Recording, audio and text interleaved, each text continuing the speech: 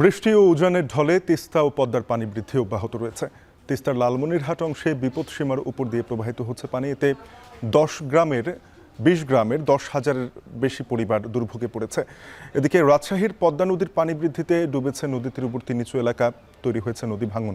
এসব বিষয়ে বিস্তারিত জানাতে তিস্তার ডালিয়া পয়েন্ট থেকে যুক্ত হয়েছেন মোকাররম হোসাইন এবং রাজশাহীর পঞ্চবটি এলাকা থেকে যুক্ত আছেন রাকিবুল হাসান। শুরুতেই তিস্তা পাড়ের খবর জানবো। মোকাররম, সার্বিক বন্যা পরিস্থিতি নিয়ে আমাদেরকে জানাবেন। পানিবন্দী যেই পরিবারগুলো রয়েছে তাদের সহায়তায় কোনো ধরনের পদক্ষেপ এখনো দেখেছেন কিনা? শাফিন আমার পেছনে দেখতে পাচ্ছেন যে তিস্তার যে ব্যারেজটি আছে এটি মূলত সেচ প্রকল্প এবং তিস্তার পানি ব্যবস্থাপনার জন্য তৈরি করা। এখানে প্রায় 44টি জলকপাট রয়েছে। এই মুহূর্তে সবকটি জলকপাটই খুলে দেওয়া হয়েছে।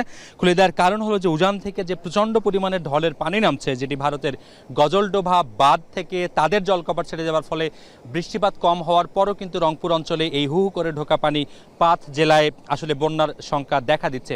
এবং এই মুহূর্তে যেই পানি ব্যবস্থাপনার কারণে জলকপাটটি খুলে দেওয়া হয়েছে, খুলে দেওয়ার ফলে এই পানিগুলো পার্শ্ববর্তী জেলা নীলফামারী থেকে লালমনিরহাট থেকে কুড়িগ্রাম থেকে রংপুর এবং রংপুর থেকে গাইবান্ধায় ব্রহ্মপুত্রে মিশছে পানিগুলো।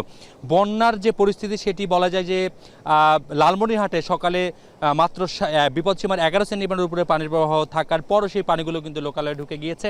অন্তত 10,000 মানুষ পানিবন্দী থাকার খবর আমরা সকাল থেকে জানাচ্ছিলাম। এরপরে এই যে পয়েন্টটি আছে এখানেও কিন্তু বিপদসীমার 15 সেন্টিমিটার উপর দিয়ে পানি প্রবাহ হচ্ছে এবং এই পানিগুলো রংপুরের গঙ্গাচড়ার বেশ কিছু অঞ্চলকে প্লাবিত করেছে।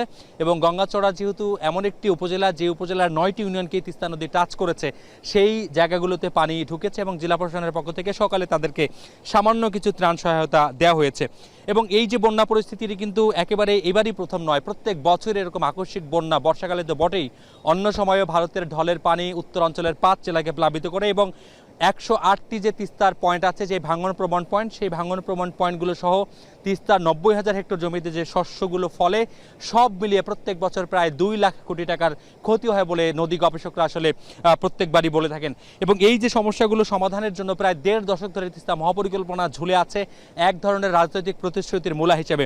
সেই প্রতিশ্রুতি বাস্তবায়ন তো হয়নি, উল্টো নদীর মাঝখান, যেটা নদীর পেট বলা হয়, সেই নদীর পেট ভরা দেওয়ার ফলে অল্প একটু বৃষ্টিতে এরকম বন্যা পরিস্থিতি সৃষ্টি হয়েছে। একই সঙ্গে ভারতের সঙ্গে যে জলজ রাজনীতি, সেই রাজনীতিতে বাংলাদেশ চোখে চোখ রেখে কথা না বলবার কারণেই কিন্তু ভারত কোনো ধরনের পূর্ব ঘোষণা ছাড়াই নদীর তাদের যে জলকপাটগুলো আছে সেগুলো খুলে দিচ্ছে এবং উত্তরাঞ্চলে এই ধরনের বন্যার পরিস্থিতি সৃষ্টি হচ্ছে। এমন প্রেক্ষাপটে স্থানীয়রা বলছেন যে তারা আর কোনো ত্রাণ চান না, তারা চান দ্রুততম সময়ের মধ্যে তিস্তা নদীর যে ব্যবস্থাপনা, সেটি ব্যবস্থাপনাতে খনন হতে পারে, 2 পার বাধা হতে পারে, যেভাবেই হোক এই তিস্তা নদীর যে আকস্মিক বন্যা পরিস্থিতি, সেই বন্যা পরিস্থিতি থেকে মানুষকে মুক্তি দিতে হবে। শাফিন, এই ছিল তিস্তা নদীর যে ব্যারেজ এলাকা, সেই ব্যারেজ এলাকা থেকে উত্তরের বন্যা পরিস্থিতির সবশেষ খবর। পদ্মারও পানি বাড়ছে। রাজশাহীতে রাকিবুল হাসান আছেন। রাকিব, জানাবেন যে পদ্মা নদীর পানি বেড়ে রাজশাহীর কোন কোন জায়গা বা কোন কোন এলাকা প্লাবিত হয়েছে, নদী ভাঙনে ক্ষয়ক্ষতি হয়েছে কিনা কোথাও? শাফিন, রাজশাহীর পদ্মা নদীতে কিন্তু বিপদসীমার প্রায় ছুঁই অবস্থা পদ্মা নদীর পানি। এবং আজকে আমরা যেটি দেখলাম যে 17.49 সেন্টিমিটার দিয়ে পানি প্রবাহিত হচ্ছে, যেটি কিনা বিপদসীমার প্রায় 56 সেন্টিমিটার নিচে।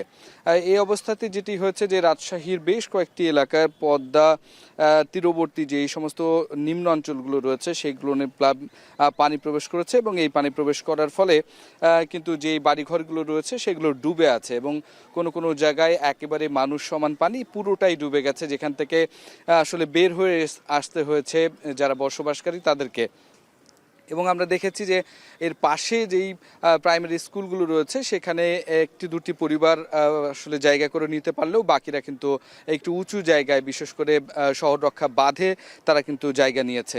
এই কারণে আসলে তারা ক্ষতিগ্রস্ত হচ্ছে। তারা যেটি বলছেন যে পানি নেমে গেলেও এখানে যে কাদা অবস্থায় থাকে, বসবাসের অযোগ্য হয়ে থাকে, তাই দীর্ঘ সময় কিন্তু তাদেরকে বাড়ি ভাড়া করে থাকতে হচ্ছে বা অন্যত্র থাকতে হচ্ছে, অন্যের আশ্রয়ে থাকতে হচ্ছে। সেক্ষেত্রে তাদের যে ক্ষয়ক্ষতি সেটি আসলে যেহেতু তারা একেবারে দিন আনেন দিন খান, সেই কারণে তাদের জন্য এটি একটা বড় ধরনের ক্ষতির কারণ। একই সাথে আমরা শহরের ঠিক পশ্চিম দিকে যেখানে সোনাইকান্দি এলাকায় সেখানে কিছু ফসলি জমি আছে যেগুলো আসলে ক্ষতিগ্রস্ত হয়েছে এবং এর পাশাপাশি পবা উপজেলার পদ্মা নদীর পার্শ্ববর্তী যে সমস্ত চরগুলো রয়েছে সেগুলো ডুবে গেছে, যার কারণে সেখানে কিন্তু কৃষি যে সমস্ত ফল ফসলগুলো রয়েছে সেগুলো ক্ষতিগ্রস্ত হয়েছে, বিশেষ করে ধান ডুবে গেছে এবং একই সাথে এই সময়ে কিছু পাট ছিল যেগুলো কাটা সম্ভব হয়েছে, বাকিগুলো কিন্তু অনেকগুলোই নদীর পানিতে ডুবেছে।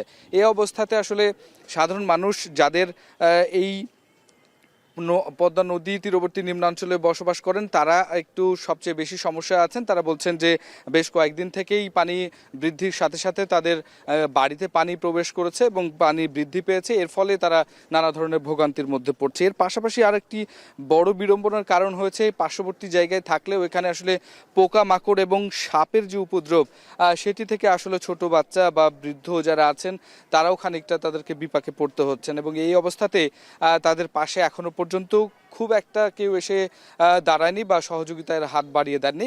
সে কারণে তারা প্রত্যাশা করছেন যে যারা বৃত্তবান রয়েছেন বা নগরে যারা আছেন তারা তাদের দিকে খেয়াল রাখবেন এবং এই বিষয়টি দেখবেন। এখন পর্যন্ত পানি উন্নয়ন বোর্ড তারা যেটি বলছেন যে আজকে সারাদিনে পানি খুব একটা বেশি বাড়েনি, গড়ে আসলে 3 সেন্টিমিটার পানি বাড়ছে, সেক্ষেত্রে আগামী 2-3 দিনে পানির খুব একটা বেশি বাড়বার লক্ষণ নেই। তো এই ছিল শাফিন রাজশাহী থেকে আমার কাছে সর্বশেষ। বৃষ্টি ও উজানের পানি নেমে এসে আবারও প্লাবিত তিস্তা এবং পদ্মার অববাহিকা, এই নিয়ে রাজশাহী থেকে জানাচ্ছিলেন রাকিবুল হাসান এবং তিস্তা পাড় থেকে যুক্ত হয়েছিলেন মোকাররম হোসাইন।